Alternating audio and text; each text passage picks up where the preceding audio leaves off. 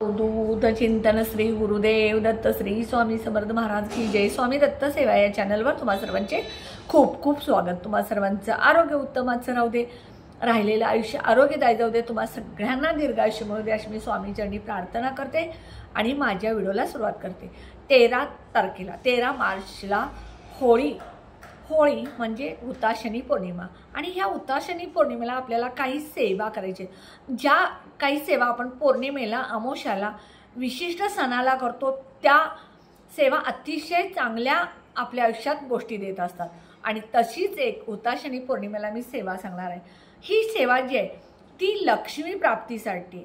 आता बघा, होळी म्हणजे काय, दुष्ट प्रवृत्ती, वाईट अमंगल विचार आपल्या आयुष्यातून नाश दूर करणं किंवा होळीमध्ये त्याचं दहन करणं आणि आपण आपल्या अंगी चांगले विचार बाळगणे असं आहे।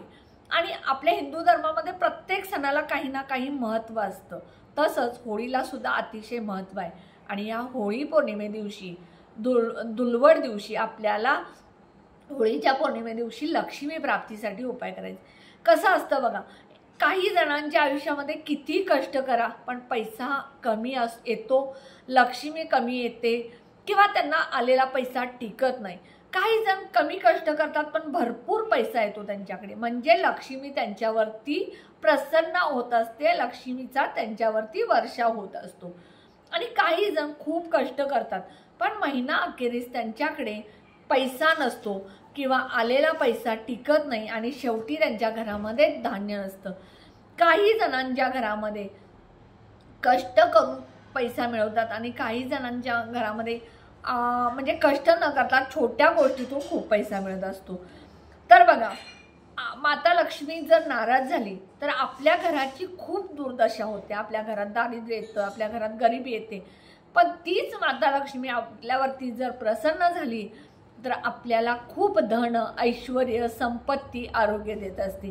आणि ह्या अशा माता लक्ष्मीची आपण जास्तीत जास्त पौर्णिमेला सेवा करायची। मी बरेच व्हिडिओ तुम्हाला लक्ष्मी प्राप्तीचे सांगत असते। जो कोणी माता लक्ष्मीची, भगवान विष्णूंची सेवा करतो त्याच्या आयुष्यात कधीच कशाची कमी पडत। एक पहिला मातृ, पितृ, वास्तू, गुरु आणि कुलदैवत, कुलदेवी, तसं माता लक्ष्मी सुद्धा आपल्यासाठी अतिशय प्रिय आहे। म्हणजे भगवान विष्णू आणि माता लक्ष्मी अतिशय प्रिय आहेत आणि ह्यांची सेवा जर केली तर आपल्याला पैशाची कधीच कमी पडत नाही।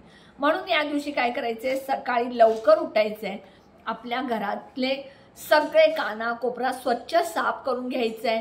त्यानंतर आपल्या मुख्य दरवाजाचा हुमरा जो आहे त्याला हळदीचं लिंपण करायचं आहे। हुमऱ्यावरती आता बघा, त्या दिवशी गुरुवार आहे त्यामुळे तुम्ही फरशी पुसताना त्यामध्ये मीठ टाकायचं नाही। फरशी फक्त हॉल आणि किचन पुसा, बेडरूम नाही पुसला तरी चालेल। जाळे जळमटे त्या दिवशी काढायचे नाही कारण गुरुवार आहे आणि गुरुवार असल्यामुळे माता लक्ष्मी अतिशय आपल्याला लवकर प्रसन्न होते। तुळशीला कच्चं दूध, हळद, पाणी अर्पण करा तुळशीजवळ। सकाळी सुद्धा तुपाचा दिवा लावा। भगवान विष्णू म्हणजे केळीच्या झाडाला सुद्धा, तुमच्या जवळपास केळीचं झाड असेल तर सकाळी केळीच्या झाडाला दूध आणि पाणी घाला, हळदी कुंकू लावा, तुपाचा दिवा, अगरबत्ती लावा। मुख्य दरवाजा आहे तो दरवाजामधचा हुमरा जो आहे तो स्वच्छ पुसून हळदीचं लिंपण लावा। हळदीचं स्वस्तिक हुमऱ्यावरती बरोबर मध्ये काढायचं, जसं आपण रांगोळी काढतो तसं। त्यानंतर आपल्या देवघरातली जी नित्यनेमाची पूजा आहे ती नित्यनेमाची पूजा करायची आणि अशी एक वस्तू मी सांगणार आहे, ती वस्तू घेऊन तुम्ही उपाय करायचा आहे। काय बघा, 7 वाळलेल्या खारीक, ज्या खारीक मिळतात दुकानामध्ये त्या वाळलेल्या 7 खारीक, 7 गोमती चक्र, 1 चांदीचं नाणं किंवा 1 चांदीचा छोटासा चौकोनी तुकडा, जिथे सोनाराला तुम्ही सांगितला की छोटा मला चांदीचा तुकडा पाहिजे तो देऊ शकतात। 1 चांदीचा तुकडा आणि 1 लाल कापड छोटंसं पुरचुंडी बांधण्या इतकं, हे सगळं घ्यायचं। तुम्ही तुमच्या घरामध्ये ज्या वेळेला तुमच्या घरातली देवपूजा होत असते त्यावेळेला पूजा झाल्यानंतर त्या दिवशी स्वामी समर्थांना सुद्धा अभिषेक घालायचा आहे। गुरुवार आहे, विष्णू लक्ष्मीची मूर्ती असेल तर सुद्धा तुम्ही अभिषेक घालायचे पंचामृतनं आणि तसंच माता लक्ष्मीची मूर्तीला सुद्धा तुम्ही पंचामृतनं अभिषेक घालायचा। मूर्ती स्वच्छ धुवायची, मूर्ती देवघरात स्थापन करायची आणि त्यानंतर ह्या 7 खारका, 7 गोमती चक्र, चांदीचा तुकडा, सगळ्यात पहिल्यांदा चांदीचा तुकडा तुम्ही पूजा होईपर्यंत दुधामध्ये भिजत ठेवायचा, म्हणजे दुधामध्ये घालून ठेवायचा आणि त्यानंतर सगळी पूजा झाल्यानंतर माता लक्ष्मीचा अभिषेक झाल्यानंतर माता लक्ष्मीची मूर्ती स्थापन केल्यानंतर गोमती चक्र 7, खारका 7 आणि तो चांदीचा तुकडा तुमच्या उजव्या हातामध्ये घ्यायचा आणि 11 वेळा महालक्ष्मी अष्टकम आणि 11 वेळा श्रीसूक्त म्हणायचं. समजा तुम्हाला महालक्ष्मी अष्टकम पण म्हणता येत नाही, श्रीसूक्त पण म्हणता येत नाही, तर तुम्ही यूट्यूबला लावायचं आणि शांत असं तुम्ही ऐकायचं, मनन करायचं त्याचं, म्हणजे अगदी श्रवण मनापासून करायचं आणि 11 वेळा म्हणून झाल्यानंतर समजा तुम्हाला वेळ नसेल तर 1 वेळ तर म्हणा आणि त्यानंतर तुम्ही ते लाल कापडमध्ये थोडंसं हळद कुंकू घालायचं आणि हीची पुरचुंडी बांधून माता लक्ष्मीजवळ ठेवायची किंवा भगवान विष्णू आणि माता लक्ष्मीची मूर्ती असेल तिथं ठेवायचं आणि दुसऱ्या दिवशी तुम्ही हे पुरचुंडी तुमच्या कपाटात, तिजोरी ही प्रत्येकाच्या घरामध्ये असतेच असं नाही, तिथे तिजोरी नसेल तर तुम्हाला छोटी एवढी 1000 रुपयेपर्यंत तिजोरी मिळते, ती आणा. छोटी अशी असते पैसे ठेवण्यापुरती, ती तिजोरी असेल तर ठीक, नसेल तर तुमच्या जिथे धन पैसा ठेवतात त्या ठिकाणी ही पुरचुंडी ठेवा.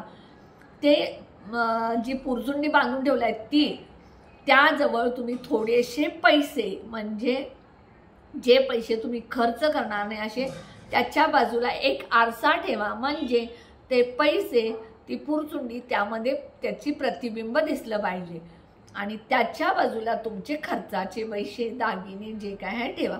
जिथे तुम्ही पैसे ठेवता, दागिने ठेवता, लक्ष्मी ठेवता, तिथले तुमचं कपाट स्वच्छ पाहिजे. तिथं तुम्ही बिलाच्या पावत्या असतील किंवा अजून काय असेल ते अजिबात ठेवू नका, फक्त आणि फक्त पैसे ठेवा आणि हा उपाय तुम्ही त्या दिवशी करा.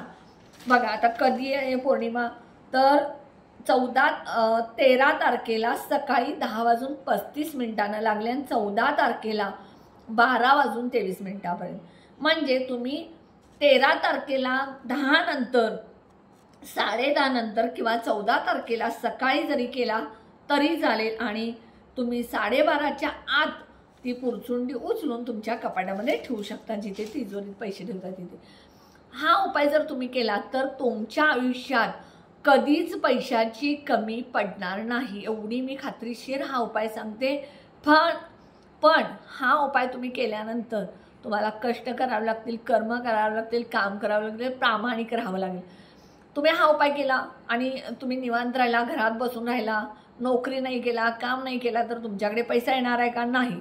काम हे करावंच लागणार. फक्त जे तुम्ही काम करता त्यामध्ये प्रमोशन मिळेल, पैसा वाढेल, पगार वाढेल, तुमच्याकडून कुठल्या नाही कुठल्या चांगल्या मार्गाने पैसा यायला सुरू होईल आणि पैसा वाढेल, इतके धनवान व्हाल.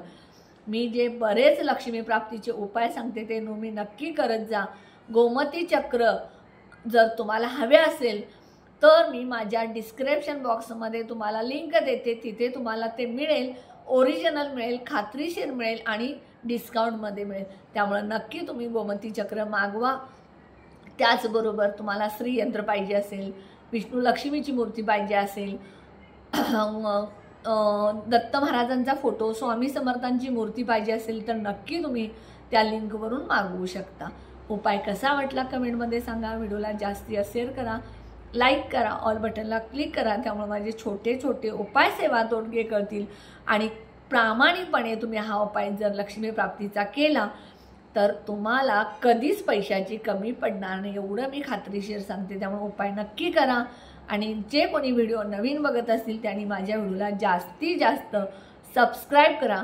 मी प्रत्येक व्हिडिओच्या शेवटी एकच सांगते, कोणाचाही व्हिडिओ तुम्ही बघत असाल यूट्यूबला, कोणाच्याही व्हिडिओला तुम्ही सबस्क्राईब करा, ऑल बटनला क्लिक करा, घंटी बटनला दाबल्यानंतर ऑल बटन येईल तिथे सुद्धा क्लिक करा.